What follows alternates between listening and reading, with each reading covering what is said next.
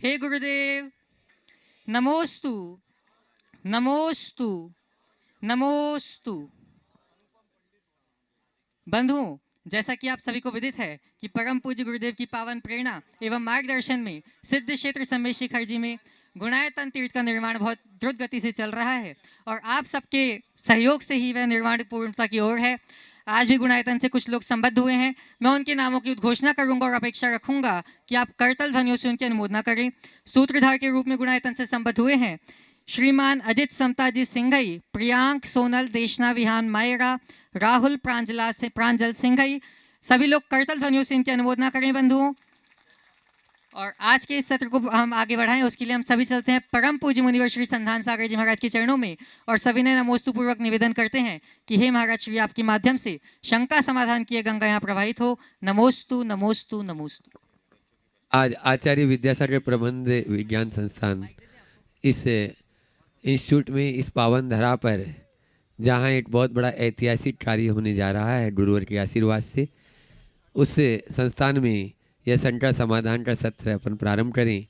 उसके पूर्व एक छोटी सी प्रस्तुति लेकर आई हैं प्रामाणिक पाठशाला अहिंसा बिहार से। वे अपनी प्रस्तुति यहाँ पे दे रहे हैं। आप लोग जोरदार तालियों से।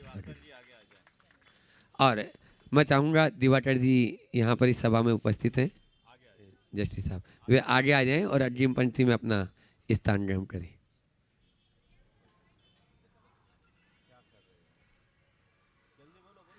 दो मिनट का समय है।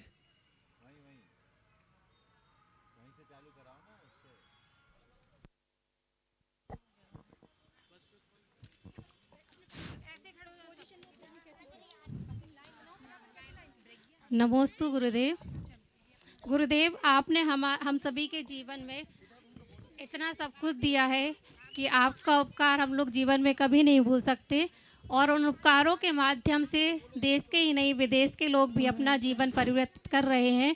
उन उपकारों को हम अपने शब्दों में बखान नहीं कर सकते हैं, लेकिन आज हमारी पाठशाला के माध्यम से बच्चे थोड़े से उपकार जो आपने हमारे समाज को दिए हैं आपके सामने प्रस्तुत करने जा रहे हैं। नमोस्तु गुरुदेव।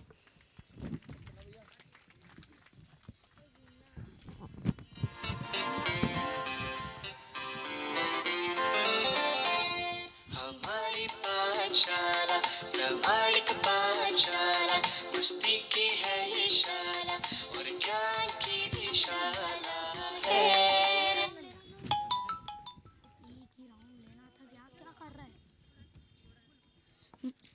गुणायतन गुरुदेव का दिया हुआ जैन धर्म पर वह उपकार है जिसमें 14 गुण स्थानों का बहुत ही सुंदर वर्णन है, जिसे बहुत ही सरल तरीके से समझाया गया है। गुणस्थान जीवन के नापने का पैमाना है। कुल मिलाकर आत्मा से परमात्मा तक की शिखर यात्रा में होने वाले आत्म विकास की सारी कहानी हमें गुणस्थानों द्वारा पता चलती है।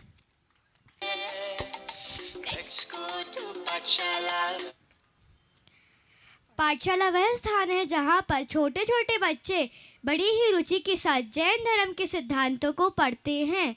इसी को आगे बढ़ाते हुए गुरुदेव के आशीर्वाद से हमें 2 पुस्तकें प्राप्त हुई हैं, कुमारशाला और शिशुशाला, जिसे बच्चे बड़ी ही रुचि के साथ पढ़ते व सीखते हैं।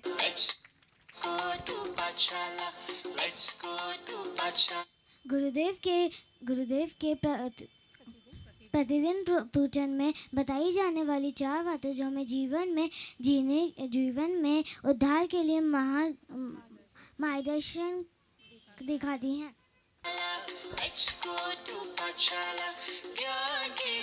भावना योग गुरुदेव के दिए गए हुए उपकार हैं, जिससे शारीरिक स्वस्थता के साथ साथ मानसिक और आत्मिक शांति और स्वस्थता का अनुभव होता है। इसके अनुभव को कई लोगों द्वारा लिया गया है। प्रामाणिक कहानियाँ जिसमें बच्चे एनिमेशन स्टोरीज के माध्यम से खेल खेल में ही देखकर व सुनकर बहुत कुछ सीख जाते हैं। एनआरआई पाठशाला में भारत की शिक्षिकाओं द्वारा भारत की शिक्षिका द्वारा विदेश में रहने वाले बच्चों को ऑनलाइन पढ़ाया जाता है, जिसमें टीचर्स भावना, योग व नियम चक्र सिखाते हैं, जिससे बच्चे छोटे छोटे नियम सीखते और उनका महत्व समझते हैं। शंका समाधान में गुरुदेव सभी शंकाओं का बहुत ही सुंदर और सटीक समाधान देते हैं। गुरुदेव हमारी भी एक शंका का समाधान दीजिए। गुरुदेव हमारी भी एक शंका का समाधान दीजिए। गुरुदेव, जब हम पूजा करते हैं और कोई व्यक्ति उसमें विसर्जन करके चला जाता है और हमारी पूजा पूरी भी नहीं होती है, तो इसका उचित नहीं होता है, तो हमें क्या करना चाहिए?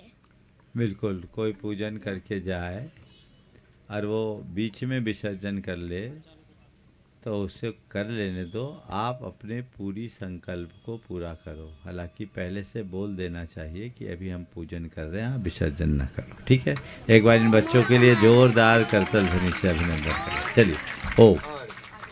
ओम। और मैं आवाज़ दे रहा हूँ डॉक्टर अशोक जी जैन, जो अध्यक्ष हैं बावड़िया टोला के, वे अपना प्रश्न गुरु चरणों में रखें और उसके बाद में तैयार रहेंगी महिला मंडल समन्वय नगर समाज जैन समाज अवधपुरी से, जिनका नाम बोलूं पहले से वो खड़े हो जाएं ताकि माइक वहां तक पहुंच जाए और अपना समय बच जाए, और वो तुरंत बिना जयकारे के बोले तो बहुत अच्छा हो जाएगा। पूज्य महाराज श्री के चरणों में नमोस्तु नमोस्तु नमोस्तु। शुल्लक जी महाराज के चरणों में इच्छामी इच्छामी इच्छामी। महाराज जी, आज का प्रश्न थोड़ा सा रिस्की है, पूछने में भी थोड़ा सा बड़ा संकोच है। जब तीर्थंकर भगवान को कैवल्य की प्राप्ति होती है तो सौधर्म इंद्र की आज्ञा से कुबेर इंद्र समौस्तरण की रचना करते हैं, जो बहुत अनुपम सुंदर और भव्यता से परिपूर्ण होता है। इसी समौस्तरण को आदर्श मानकर हम इस मध्यलोक में पंचम काल की भूमि पर मंदिर बनाते हैं और कोशिश करते हैं कि भव्यता से परिपूर्ण हो। महाराज जी, जब कुबेर समौस्तरण की रचना करते हैं तो उसमें कभी वहाँ की मड़ियों की चोरी हो गई ऐसा कभी सुनने में नहीं आता है, और ये भी शास्त्रों में लिखा है कि कभी कोई चुरा के ले भी जाता है तो घर पहुँचने पर देखता है कि वो पत्थर हो गई हैं।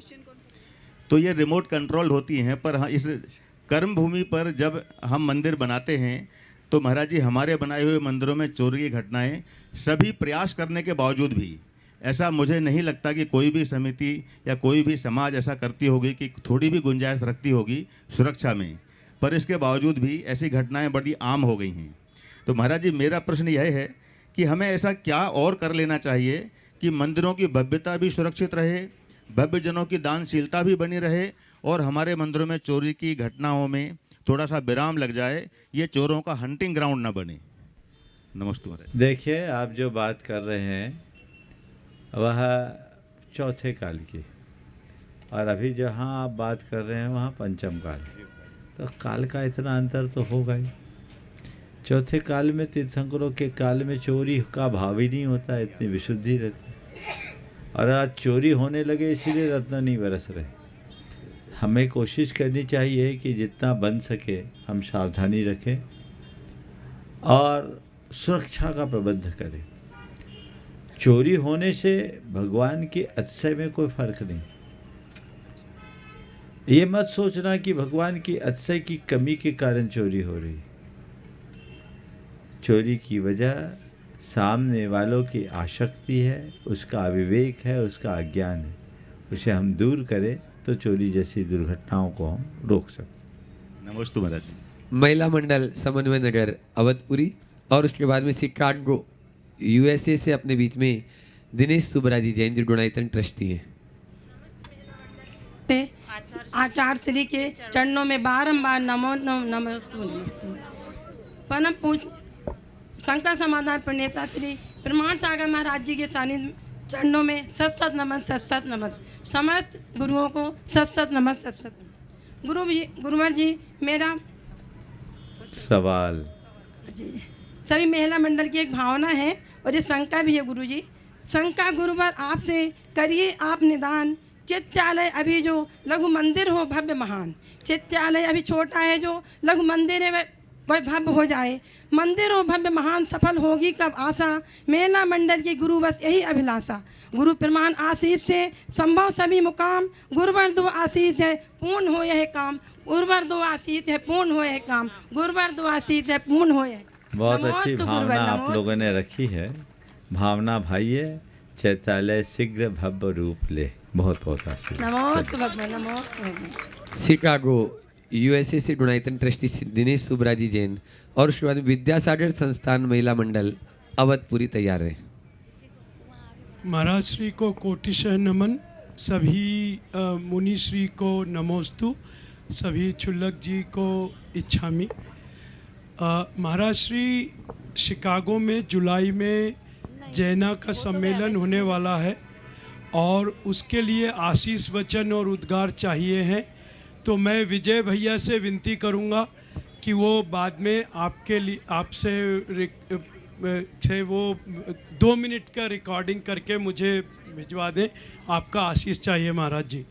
और दूसरा अभय सागर जी महाराज जी के दर्शन हम अभी आप सवाल कर लीजिए, मूल बात। हाँ, सवाल ये है महाराज श्री कि कुमदेंदु मुनि रचित जो श्री भूविलय ग्रंथ के बारे में बहुत पढ़ा है, कृपा करके सामान्य जनों को भी उसके बारे में बताइए और हम उसमें क्या कर अभी सकते हाल हैं। के ही दिनों में मैंने इंदौर में इस पर व्यापक प्रकाश डाला। अच्छा। चलिए नमोस्तु गुरुदेव, नमोस्तु। विद्यासागर संस्थान महिला मंडल अवधपुरी और उसके बाद में राजेश सुलेसा जैन सूत वाला परिवार। नमोस्तु महाराज जी, नमोस्तु महाराज जी, नमोस्तु महाराज जी। महाराज जी, महिला मंडल अवधपुरी जैन समाज की तरफ से एक प्रश्न है कि हम लोग जब भी मंदिर में जाते हैं, चाहे कोई भी वर्ग मंदिर में जाए, बच्चे बूढ़े या स्त्री पुरुष, सबका मन में कभी ना कभी विचलन जरूर रहता है और विचलन के कारण एकाग्रता नहीं आ पाती।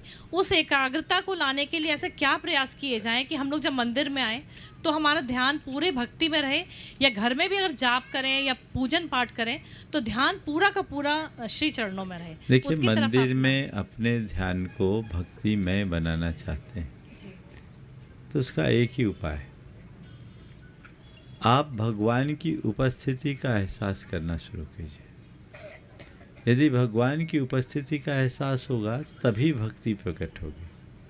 आप थोड़ी देर के लिए कल्पना करें कि यदि यहाँ अभी भगवान हो तो हमारी क्या दशा होगी। हमें भगवान के सामने खड़े होने का मौका मिल जाए तो कैसा होगा।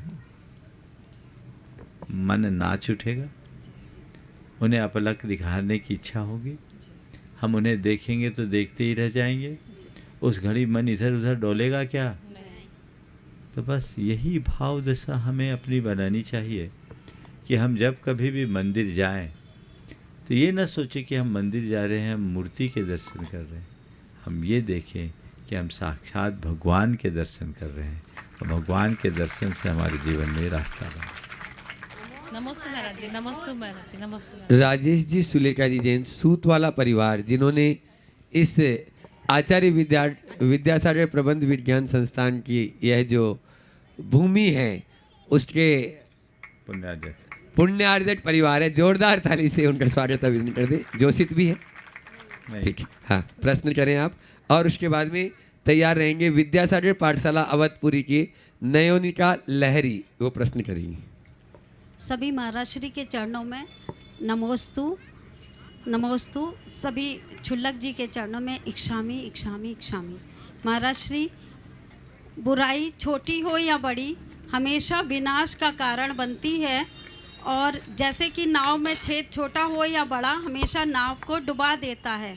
तो हम ये बुराई के छोटे छोटे छेदों को कैसे भरें कि हमारी जीवन रूपी नौका कभी ना डूबे। बहुत अच्छी बात है। बुराई छोटी हो या बड़ी जीवन को बर्बाद करती है। नौका की नन्ही सी छेद भी नौका को डुबा देती है। आपने पूछा हम इनसे कैसे बचें। बुराइयों से सावधान रहें और छोटी बुराई के प्रति भी जागरूक रहें, उन्हें नज़रअंदाज न करें। हमेशा ध्यान रखना चाहिए कि नन्ही सी सुराख को आसानी से बंद किया जा सकता है, लेकिन उस सुराख की उपेक्षा कर दी जाए तो सुराख दरार बन जाती है, फिर उसे बंद करना बहुत मुश्किल होता है। संस्कृत में उक्ति है, छिद्रेषु नरसा बहुली भवन्ति। अगर छोटे से भी दोष हो तो महान अनर्थ होते हैं। तो हमारी पहली कोशिश हो कि हमारे जीवन में कोई बुराई आए ही नहीं, और यदि आए तो बुराई का एहसास होते ही हमें उसके प्रतिकार के लिए प्रतिबद्ध होना चाहिए। अगर हमने प्रारंभिक अवस्था में ही बुराई को दूर करने के लिए तत्परता प्रदर्शित कर दी तो ये मान करके चलना कि फिर बुराइयां हम पर कभी हावी नहीं होंगी। नमोस्तु महाराज श्री। विद्यासागर पाठशाला अवधपुरी से नयोनिका लहरी, और उसके बाद में इसी विद्यासागर प्रबंध विज्ञान संस्थान में एक छात्र पढ़ रहा है, वह अनुभव जैन। तैयार रहे। नमोस्तु महाराज श्री, नमोस्तु महाराज श्री, नमोस्तु महाराज श्री। एवं क्षुल्लक जी को इक्षामि इक्षामि इक्षामि। आज का प्रश्न विद्यासागर पाठशाला की ओर से है। आज का प्रश्न ये है कि जब भी मैं मंदिर जाती हूँ तो मैं देखती हूँ कि कुछ अंकल लोग अभिषेक के पहले और अभिषेक के बाद सभी भगवानों के चरणों को छूते हैं। क्या ये सही है? क्या हमें ये करना चाहिए? बहुत अच्छा सवाल किया। देखिए, कुछ लोगों की ऐसी आदत होती है, लेकिन ये उपयुक्त नहीं। कई जगह तो हमने ऐसा देखा कि चरण छूने से भगवान घिस गए। एक जगह बड़े भगवान थे 5 फुट के, और आप सब सुनकर आश्चर्य करोगे कि भगवान पर हमने कई खरोंच देखे। अब क्यों? जो जाए अंगूठी तो हाथ में पहने, ऐसे ऐसे रगड़े। अब रोज़ रोज़ 50-100 आदमी ऐसा करे तो भगवान का क्या हाल होगा। हमने कहा भगवान को घिस दिए, पाप नहीं घिस पाए। हमारे मूलाचार्य में लिखा है कि एक मुनि अगर अपने आचार्य की वंदना करने जाए तो एक हाथ दूर से करे, एकदम चिपक कर न करे। तो भगवान को भी चरण छूने की जगह आचरण छूना चाहिए। कोई चीज़ कदाचित छूना अलग बात है, लेकिन कुछ लोगों का तो नियम बना सब भगवान को छूना, और कई तो ऐसे होते भगवान को ही गिरा देते छूने के क्रम में। जहाँ अपने चल बिंब होते, छोटे छोटे भगवान होते हैं ना, तो उनको लोग असुविधा से माने असावधानी के कारण इस तरह की घटना को अंजाम दे देते हैं। तो हमें ऐसे लोगों के प्रति बहुत सावधान रहना चाहिए और दूर से दर्शन करना चाहिए। बहुत बड़े भगवान हों, बड़ी प्रतिमा हो, तो आप एक आध बार कभी स्पर्श कर ले तो ठीक। फिर उसमें एक गलती और होती है, आपका पसीना और लग जाता है जबकि वो मल है, तो ये उचित नहीं है। हम लोग तो दूर से ही प्रणाम करना ज़्यादा अच्छा समझते हैं। आप लोगों को भी इसका ध्यान रखना चाहिए। नमोस्तु महाराज श्री। अनुभव जैन जो आचार्य विद्यासागर प्रबंध विज्ञान संस्थान का छात्र है, और उसके बाद में मैं आवाज़ दूंगा उन सच्चिदों को जो इस बहुत गुरुवर के जो बहुत बड़ी एक यानी कल्पना है उसको साकार करने जा रहे हैं। पहले वो अपना प्रश्न कर लें अनुभव जी, और उसके बाद में। गुरुजी, मेरा प्रश्न ये था कि आज के समय में हम सही और गलत की पहचान कैसे करें? जैसे कि करियर की चॉइसेस रहती हैं, नैतिकता रहती है, व्यवहारिकता रहती है, इन सब का ज्ञान हम पहले से रह नहीं सकते हैं। इन सब के ज्ञान के लिए हमें इनका अनुभव करना पड़ता है, और हो सकता है उसमें हमसे कुछ गलती हो जाए, कुछ भूल चूक हो जाए, उसके लिए हम क्या कर सकते हैं? देखिए, निर्णय का मूल आधार अनुभव, और अनुभव 2 तरह का है, एक तो खुद के द्वारा अथवा अनुभवियों के द्वारा। तुम जैसे बच्चों के जीवन में अभी बहुत ज़्यादा अनुभव नहीं, क्योंकि अभी तुम्हारे जीवन का बहुत छोटा हिस्सा बीता है। 7-8 साल में तो होश संभालते हैं, और अभी 18-20 साल के हुए हो, ज़्यादा कुछ जाने नहीं हो, दुनिया तुमने देखी नहीं, समझा नहीं, इसलिए अभी तुम्हारे पास उतना विराट अनुभव नहीं है कि तुम उन अनुभवों के आधार पर अपने भविष्य के बारे में कुछ सोच सको। तो फिर दूसरा है अनुभवियों का मार्गदर्शन। वे लोग जो अनुभव से भरे हैं, जो अनुभव के कोष बने हुए हैं, जिनके पास पर्याप्त अनुभव है, उन लोगों से मिलो, उनसे परामर्श लो। और ऐसे लोग जो बड़े सकारात्मक भी हो, अनुभवी होने के साथ साथ सकारात्मक हो, तुम्हारे हित चिंतक हो, जो तुम्हें सही मार्गदर्शन देते हो, उनको पूछो। कोई ज़रूरी नहीं कि जो आदमी बड़ा है वो अनुभवी हो ही। बहुत सारे ऐसे लोग होते हैं जो उम्र पक जाने के बाद भी अनुभवहीन होते हैं, और बहुत सारे ऐसे लोग भी मिलते हैं जो थोड़ी उम्र में भी बड़ा अनुभव पा लेते हैं। जो जीवन को जितनी निकटता से देखने की क्षमता रखते हैं वे उतने अनुभवी कहलाते हैं। तो हमें अनुभवियों का मार्गदर्शन लेना चाहिए और अपने द्वारा लिए गए निर्णयों की समय समय पर समीक्षा करते रहना चाहिए, उससे हमें सीख लेना चाहिए, तो काम अच्छा होगा। कैरियर को लेकर के जहाँ तक सवाल है, तो आजकल तो होड़ सी बन गई है, मेरा फ्रेंड ये कर रहा है तो मुझे ये करना, किसी ने कह दिया ये कोर्स कर लो तो ये करना, ये सब चीज़ें नहीं। कैरियर के संबंध में मैं खासकर तुम्हारे जैसे विद्यार्थियों को कहूँगा, 4 बातों को ध्यान में रख करके अपने कैरियर का चुनाव करना चाहिए। सबसे पहला, पारिवारिक पृष्ठभूमि, तुम्हारी फैमिली बैकग्राउंड कैसी है, तुम किस स्थिति में हो, कितना अफोर्ड कर सकते हो, परिवार अगर व्यावसायिक पृष्ठभूमि से है या परिवार में केवल नौकरी पेशा वाले लोग हैं, आगे हमें क्या करना, ये अपने सामने होना चाहिए। दूसरी बात, स्वयं की रुचि, मेरी रुचि किस में है, हमें इसे देखना चाहिए। तीसरी बात, संभावनाएं किस में, किस कार्य में हमें ज़्यादा सफलता मिल सकती है, किस में कितनी अधिक संभावना है, इस बात को ध्यान में रख करके अपने विषय को चुनना चाहिए। और नंबर 4, हमारे पास संसाधन कितने हैं। इन चारों बातों को ध्यान में रख कर के अगर कोई व्यक्ति अपने करियर का चुनाव करता है तो ज़्यादा सफलीभूत होता है। इनकी उपेक्षा करने वाला सफल नहीं होता। और इसमें भी हमें किसी अच्छे से मार्गदर्शन भी लेना चाहिए। बहुत सारे लोग हैं जो आजकल करियर काउंसलिंग करते हैं, हमें उनका मार्गदर्शन लेकर अपने बारे में निर्णय लेना चाहिए। लेकिन इन चारों बातों को ध्यान में रख करके चलोगे तो कभी पीछे नहीं रहोगे, और इनकी उपेक्षा कर दोगे तो आगे आना बहुत कठिन हो। नमोस्तु महाराज। और अब मैं गुरु चरणों में इन सबको बुला रहा हूँ जो भोपाल नगर के ही नहीं पूरे भारतवर्ष में अपने अपने क्षेत्र में बहुत ही पहुँचे हुए लोग हैं, और सभी के कंधों पर गुरुवर ने एक बहुत बड़ा भार सौंपा है, और निश्चित रूप से ये सभी उसको तन से, मन से और धन से सभी क्षेत्र में ये समर्पित रूप से गुरु चरणों में समर्पित है। तो मैं आवाज़ दे रहा हूँ, आप लोग तालियों में कंजूसी नहीं करना। राजेश जी जैन IAS जो अध्यक्ष हैं आचार्य विद्यासागर प्रबंध विज्ञान संस्थान के, सुरेश जी जैन IAS जो MD हैं यहाँ के, इंद्रजीत जी जैन उपाध्यक्ष, आप ताली बजाते जाएं और आप लोग सभी आते जाएं गुरु चरणों में। राजेश जी जैन सूतवाला परिवार AMD, अनुभव जी सराफ, अनुपम पंडित जी जैन, AK जैन साहब, विकास जी डोदा, ऋषभ जी दिवाकर, अजय जैन को, रवि मड़वैया, ऋषभ जी दिवाकर और प्रशांत जी जैन। ऋषभ जी दिवाकर पूर्व DGP वे हैं, वे आ जाएं और गुरु चरणों में वे अपनी बात भी रखेंगे। आज का अब आगे का सत्र इन्हीं लोगों के लिए है और वो प्रश्न भी करेंगे। प्रश्न के लिए मैं अलग से आमंत्रित करता जाऊंगा, पहले वो अपनी बात सामूहिक रूप से रख दें, फिर उसके बाद में अपन प्रश्न भी आपके करेंगे। मुनि संघ के चरणों में त्रैवार नमोस्तु नमोस्तु नमोस्तु। छुल्लक जी के चरणों में इच्छामी इच्छामी इच्छामी। गुरुदेव आचार्य विद्यासागर प्रबंध विज्ञान संस्थान, आचार्य भगवान के आशीर्वाद से और आपकी प्रेरणा से वर्ष 1995 में प्रारंभ हुआ था। यहाँ पर BBA, BCom और MBA की कक्षाएं वर्ष 95 से लग रही हैं तथा कई जैन समाज के और जैनेतर समाज के विद्यार्थियों ने शिक्षा पाकर यहाँ से अपने भविष्य का निर्माण किया है।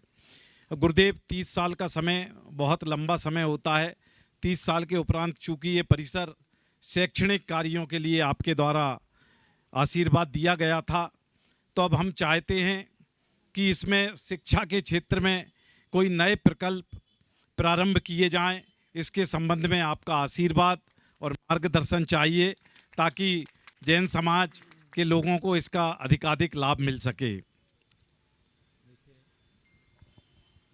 बिल्कुल सही है कि आज के समय में भोपाल शहर में आचार्य विद्यासागर प्रबंध विज्ञान संस्थान एक ऐसे संस्थान के रूप में स्थापित है जिसमें असीमित संभावनाएं।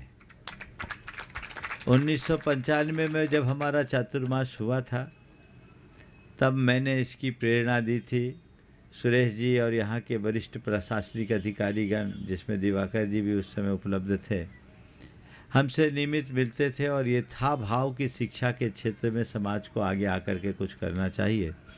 तब महेंद्र जी सूत वाले ने आगे आकर इस भूमि को, विशाल भूखंड समर्पित करने का संकल्प लिया था और रतनलाल जी बेनाड़ा ने उसमें अपने परिवार की ओर से एक बहुत बड़ा द्रव्य प्रदान किया था, जिसके बल पर ये आगे बढ़ा। और फिर तब से सुरेश जी, उन दिनों अजित जी पाटनी भी बहुत एक्टिव थे, इन लोगों ने मिलकर इस पूरे के पूरे संस्थान को विकसित किया और आज इतना बृहत रूप लिया हुआ है। हम पहले भी आए थे, पिछली बार भी चर्चाएं हुई। यहाँ के लिए आप लोगों ने भाव व्यक्त किया, हमारा भी मनोभाव है कि इस परिसर में, भोपाल शहर में ऐसा कुछ होना चाहिए जिससे इस संस्थान का नाम विश्व के मानचित्र में अच्छे तरीके से। हमने एक बहुत अच्छी योजना बना ली है।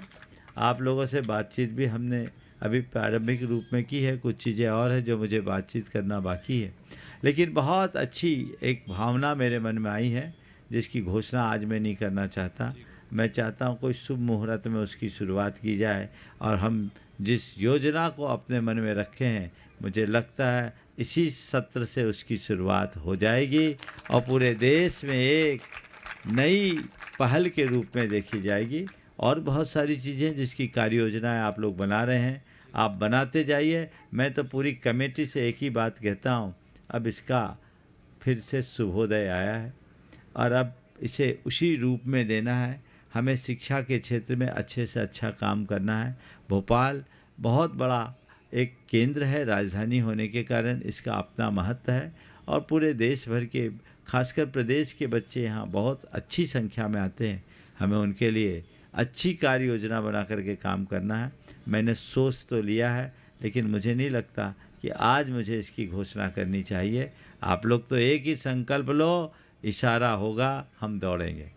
हालांकि कमेटी ऐसी है, इशारा पाते ही अभी तक दौड़ती है, आगे भी दौड़ेगी और उसका सुपरिणाम उभर करके आएगा। हमें इस परिसर को बहुत भव्यता के साथ संपन्न करना है। बहुत बहुत नमोस्तु भगवान, नमोस्तु भगवान, नमोस्तु। महाराज जी प्रश्न भी पूछ लें। हाँ, पहले आप सुरेश जी से आइए, वे भी अपनी बात पहले रखें, फिर उसके बाद में प्रश्न उठा। गुरुदेव, 1995 में वह शुभ मुहूर्त आया था जब आपके चरण यहाँ पड़े थे, बरसात हो रही थी और भीषण बरसात में इस मानिक शकुन परिसर में इस विद्यालय का शिलान्यास हुआ था। इसके पश्चात आपका सतत मार्गदर्शन हम लोगों को मिलता रहा। 2020 में आपने स्पष्ट घोषणा की थी गुरुदेव कि अब ये संस्था आपके हाथों में है और इसका चतुर्मुखी विकास आप करेंगे और विभिन्न योजनाएं यहाँ लागू कराएंगे। आज वो क्षण हमारे सामने उपस्थित हो गया है।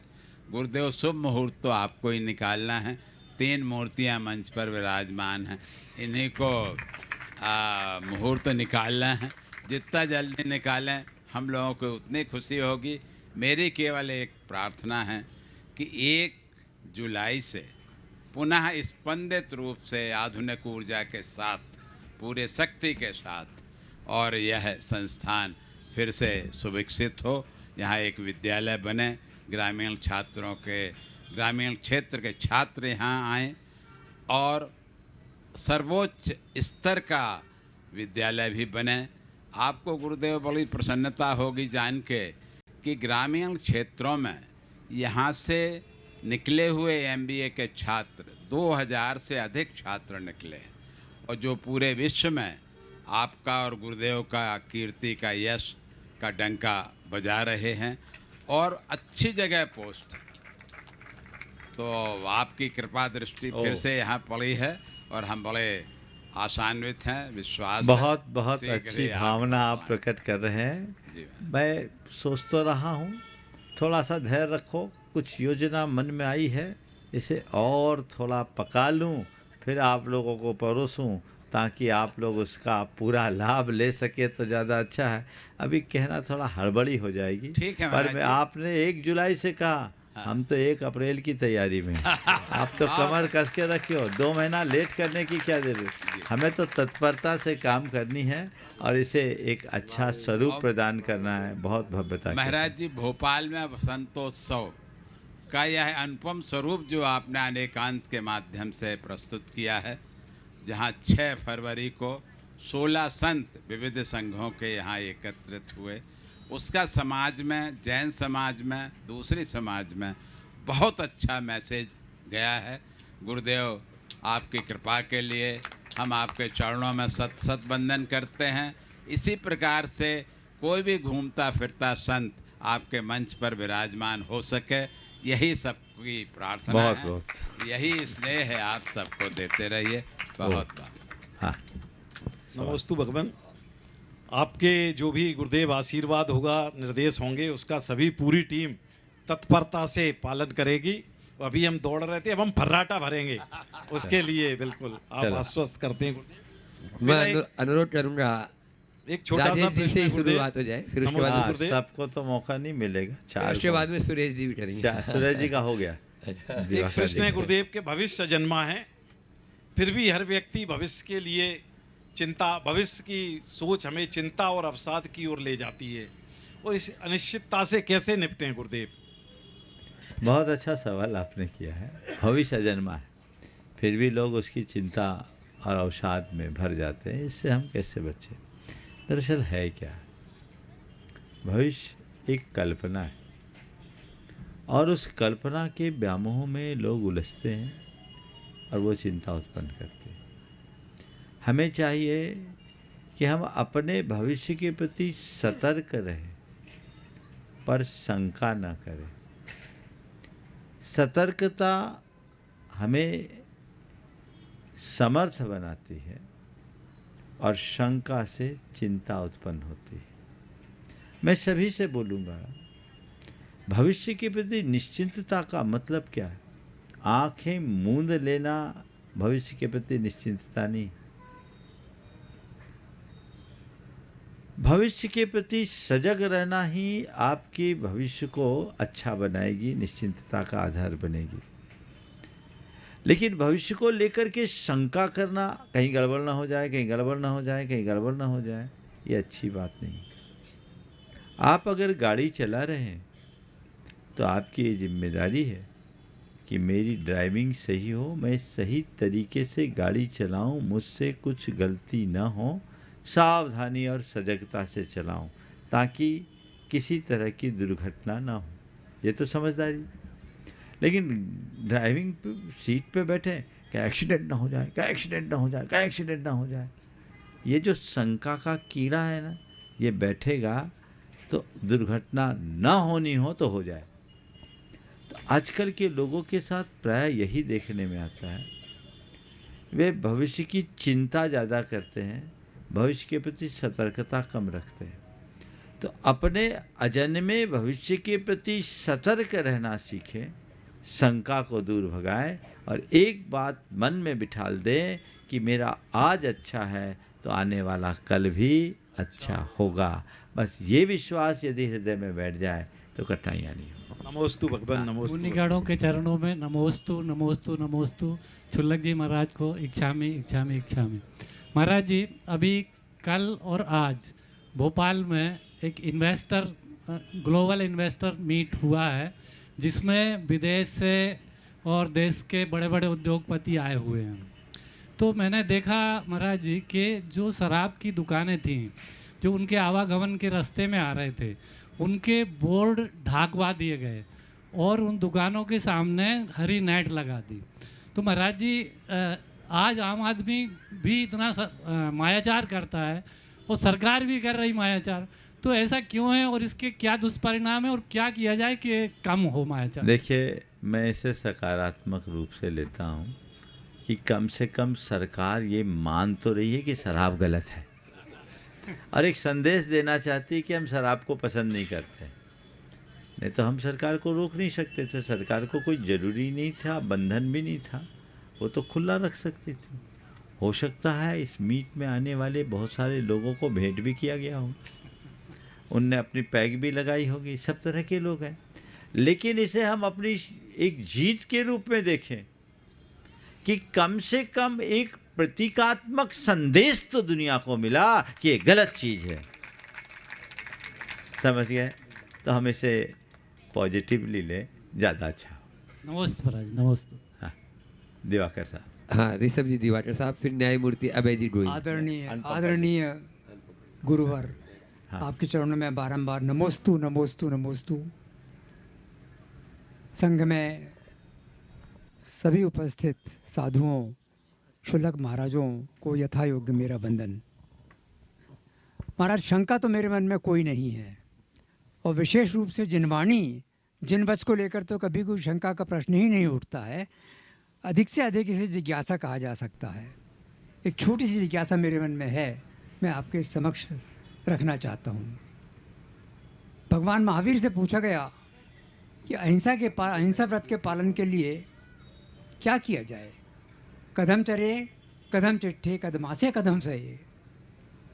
इसका उत्तर आया जदम चिट्ठे जदम चरे जदम चरे जदम चिट्ठे जदमासे जदम सहे। बिल्कुल सटीक बात कही गई, और यही बात आज के कानून भी कहता है कि जो भी काम करें वो सावधानी के साथ करें, जागरूकता के साथ करें, ताकि किसी के साथ अन्याय ना हो पाए, किसी तरह की हिंसा ना हो पाए। पर आज की जो जीवन शैली हो गई है, इतनी जटिल हो गई है कि ये कहना तो आसान है, पर इसका पालन करना बड़ा मुश्किल है। कैसे शिक्षा दी जाए नई पीढ़ी को कि भाई अब इस तरह कार्य कीजिए कि कम से कम हिंसा हो, अहिंसा व्रत का पालन हो सके। इस संबंध में आपके विचारों से हम अवगत होना चाहेंगे। बहुत बहुत अच्छा भाव आपने उपस्थित किया है। पहले तो मैं चाहूँगा इन सभी मूर्तियों का जोरदार अभिनंदन हो जाए। एक वरिष्ठ प्रशासनिक अधिकारी होने के उपरांत भी आपने जो सवाल किया है, इसमें आपके संस्कारों की गूंज दिखती है। नमोस्तु महाराज। अहिंसा के प्रति हर व्यक्ति को जागरूक होना चाहिए, और अहिंसा के प्रति जागरूकता तभी आएगी जब हमारे अंदर सह-अस्तित्व और संवेदनशीलता जगे। मन में सह-अस्तित्व की भावना होनी चाहिए। जैसे मेरे प्राण हैं, वैसे ही अन्य प्राणियों के प्राण हैं। भगवान महावीर ने अहिंसा के आधार को हम सबके बीच रखते हुए कहा, आया तुला पयाशु, सबको अपने समान देखो। जगत के सारे प्राणियों को अपने समान देखो। जैसे मेरे प्राण हैं, वैसे ही सब प्राणियों के प्राण हैं। जैसे मैं जीना चाहता हूँ, वैसे अन्य प्राणी भी जीना चाहते हैं। इसलिए मेरी जिम्मेदारी है, मेरा कर्तव्य है, मेरा धर्म है कि मैं जीऊँ, औरों को जीने दूँ। जियो और जीने दो के उस घोष का मूल मंत्र यही है। जब हम सह-अस्तित्व की भावना मन में रखते हैं, तो हमारे हृदय में संवेदनशीलता विकसित होती है, और जब मनुष्य का मन संवेदनशीलता से भरता है, तब वो सहज अहिंसक हो जाता है। हम खुद के प्रति कभी हिंसा करने के लिए तैयार नहीं होते। क्यों? क्योंकि हमारे मन में अपने प्रति संवेदना है। हम अपनों की भी कभी हिंसा नहीं करते, क्योंकि हमारा अपनों के प्रति संवेदना है। तो जिसके प्रति संवेदना होती है, हम उनके प्रति अहिंसक हो जाते हैं। आप देखिए, एक बिल्ली अपने क्रूर पंजों से चूहे को पकड़ती है, और उन्हीं पंजों से अपने बच्चे को भी उठाती है। लेकिन जब वो चूहे को पकड़ती है तो उसका शिकार है, और बच्चों को उठाती है तो उसका जी का लाल है। अंतर क्या है? एक के प्रति हिंसा, क्रूरता, और एक के प्रति ममत्व और करुणा। अंतर क्या है? अंतर केवल एक ही है कि एक के प्रति उसके मन में संवेदना है, और दूसरे के प्रति संवेदना का अभाव है। आज के इस दौर में सबसे ज़्यादा अगर क्षति हुई है, तो मानवीय संवेदनाओं की हुई, और इस संवेदनहीन मनोवृत्ति ने मनुष्य को बड़ा निष्ठुर, क्रूर और क्रोधी बना दिया है, अंदर से कठोर बना दिया है।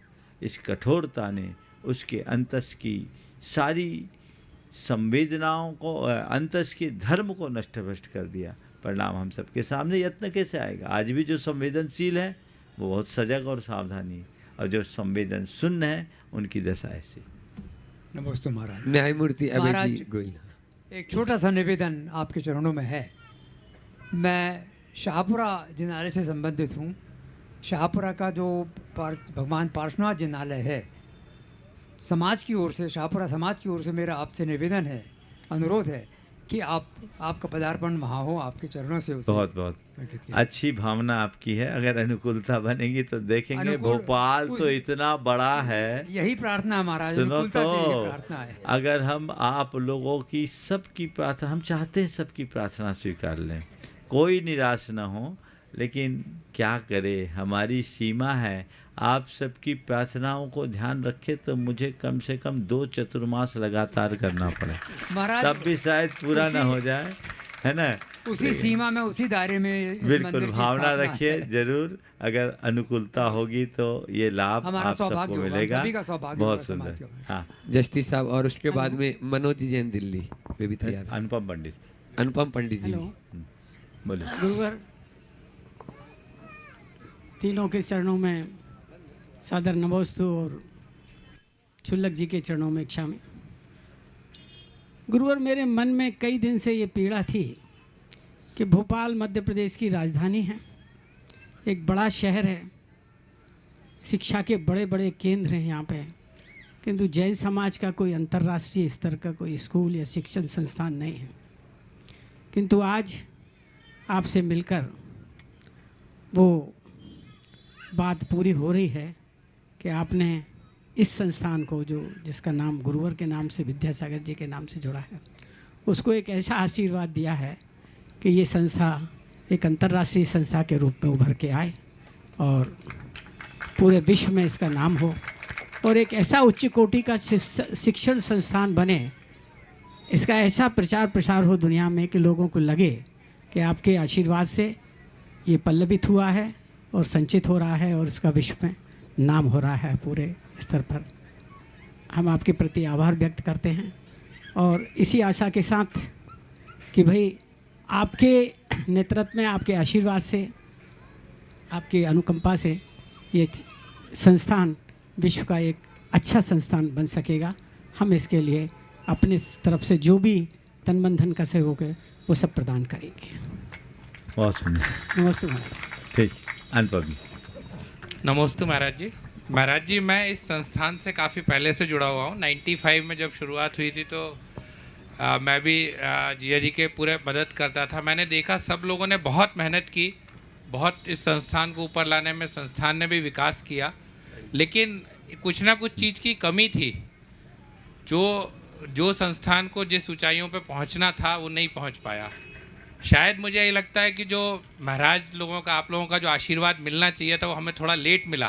पहले शुरुआत में मिला, बीच में एक बहुत लंबा अंतराल रहा, शायद वो नहीं मिला, इसलिए संस्थान नहीं, तो हम लोग वैसे ही लेट हो गए बहुत। तो अब इसकी भरपाई करनी है महाराज जी, और आपका आशीर्वाद ऐसे ही मिलता रहे ताकि जितनी देर हुई है अब दौड़ लगा के उसको उतना पीरियड को ख़त्म किया जाए। कमर कस के तैयार रहो और आप लोग तत्पर हो जाओ। मैं देख रहा हूँ अपने बीच रचना फारिक जी, जो यहाँ इनका एक संस्थान, क्या नाम है, APT की संचालिका है, आगे आ जाए। एक बार जोरदार करतल ध्वनि से इस बहन का आप लोग अभिनंदन करें। और हाँ, इनके बाद रचना जी के बाद। और मैं इसलिए कह रहा हूँ कि ये अब बहुत अच्छे से जुड़ी है और इनने एक बहुत अच्छी योजना और प्रस्ताव हमारे सामने रखा है।